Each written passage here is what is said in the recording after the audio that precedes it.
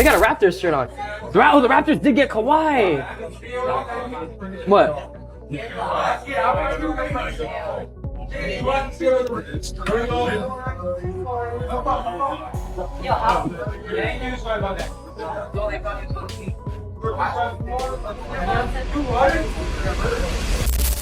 NBA players are speaking out after Kawhi Leonard's blockbuster trade was suddenly put on ice, and the silence that followed has left much of the league wondering whether a deal everyone thought was finished is actually finished at all.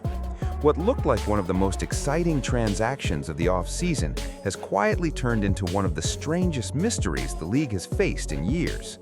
Stick around until the end, because what's happening behind the scenes here is unlike anything the NBA has dealt with in a long time. To understand how this fell apart, you have to understand how it came together. Kawhi Leonard's situation in Los Angeles had been building toward a breaking point for a while. He'd been the face of the Clippers since 2019, the same summer he delivered Toronto its first championship, before leaving as a free agent. But the Clippers' era never lived up to the promise. Injuries kept derailing him, the partnership with Paul George fell apart, and by the time the 2025-26 season wrapped, the front office's own moves told the story. They'd traded James Harden and Ivica Zubac at the deadline to kick off a youth movement, a clear signal the win-now era built around Leonard was ending. He was 35, entering the final year of a $50.3 million contract, and the Clippers hadn't extended him. Leonard's camp got the message. What made this story compelling was what came next. Leonard's representatives let teams around the league know he was open to a trade, but only to two organizations, the Toronto Raptors or the San Antonio Spurs, the two cities where he'd already won a championship. He had leverage, and he used it. For Toronto, that news landed like a flare in the night. They'd spent years rebuilding since Leonard left after that 2019 title, and now he was signaling he'd actually commit to staying. The Clippers, meanwhile, had no interest in standing in the way. They were already pivoting toward a younger roster and ready to move him wherever gave them the best return. The Raptors moved fast. On June 30th, 2026, the trade was announced. Toronto agreed to send Los Angeles Brandon Ingram, Grady Dick, unprotected first-round picks in 2031 and 2033, a 2027 first-round pick swap, and 2 second-round picks, a massive haul. For Toronto, the logic was both strategic and emotional. The Raptors had finished 5th in the East the year before, their best showing in years, but still short of contention. Sometimes closing that gap takes a proven closer, and Kawhi Leonard was exactly that, a player who'd already delivered in the biggest moments twice. During the 2019 playoffs alone, he scored 732 points, the third highest single postseason total in NBA history, and averaged 28.5 a game in that finals run against Golden State. Bringing him back meant pairing that pedigree with a roster now built around Scottie Barnes. Reports also confirmed the Raptors had agreed to offer Leonard a 2-year extension through 2028-29. This wasn't going to be a rental, it was supposed to be a reunion built to last. The trade was widely praised as bold but sensible. Everything pointed toward one of the best off-season stories the league had produced in years. Then, 9 days after the agreement was announced, it all stopped. On July 9, 2026, the Raptors issued a statement that stopped the basketball world cold. The trade would not be completed, not yet, and possibly not at all. The reason had nothing to do with basketball. It was an ongoing NBA investigation, quietly building for nearly 11 months, into whether the Clippers had circumvented the salary cap by funneling money to Leonard through a now bankrupt company called Aspiration. The Raptors said the league had informed them that Toronto would be assuming the risk of any outcome affecting Leonard's contract, so they'd wait until the investigation was finished. The Aspiration story is one of the most unusual in recent NBA history. Journalist Pablo Torre first revealed that Leonard had signed a deal with the Green Banking Company worth a reported $28 million over 4 years, paid out as long as he stayed under contract with the Clippers. The catch, investigators couldn't find a single instance of Leonard ever promoting Aspiration, not one post, not one appearance. for a company paying him tens of millions under what was classified as an endorsement deal. That total absence became the heart of the case.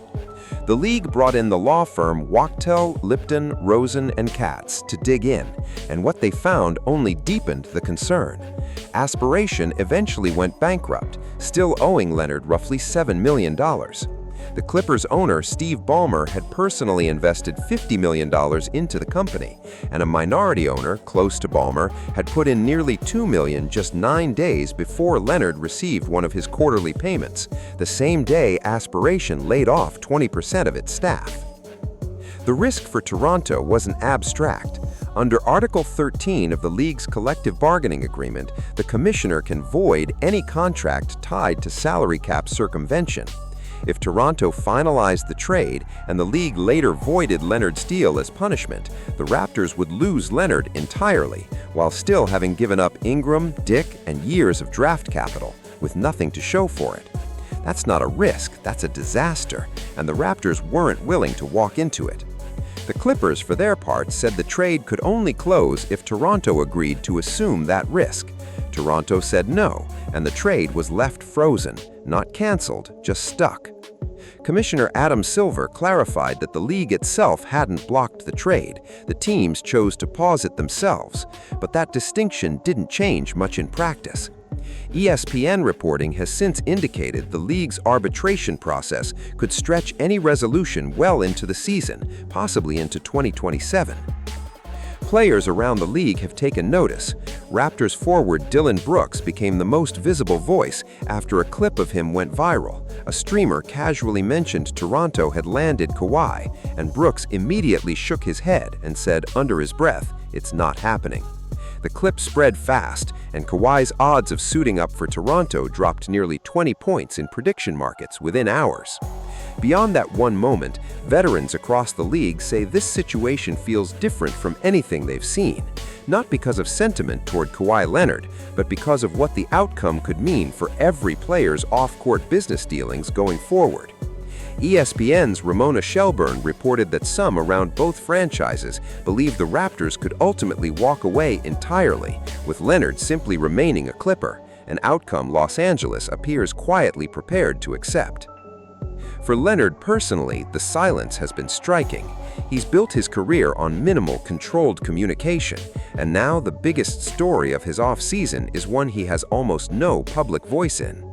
Both franchises, meanwhile, are trying to build toward a season starting in a matter of months without knowing what their actual roster will look like. Toronto can't finalize rotations and have honest conversations with players about roles. The Clippers are building a youth movement around the assumption Leonard is gone, without the confirmation to fully commit to it. There's still a real chance this gets restructured rather than scrapped. A short suspension might allow the trade to proceed with an adjusted package. A voided contract collapses it completely. A clean bill from the league could see it go through as originally planned. The Raptors have made clear they're not walking away from Leonard the player, they're walking away from an unknown risk. But nothing moves until the investigation is finished, and even then, arbitration and appeals could push things further. What started as one of the most emotionally satisfying stories of the offseason has become one of the most complicated legal situations the NBA has faced in years. Kawhi Leonard was supposed to come home. Instead, a finished deal became an open question, and right now, nobody in the league can say for certain how it ends. Drop your thoughts in the comments on where you think this lands, and subscribe if you haven't.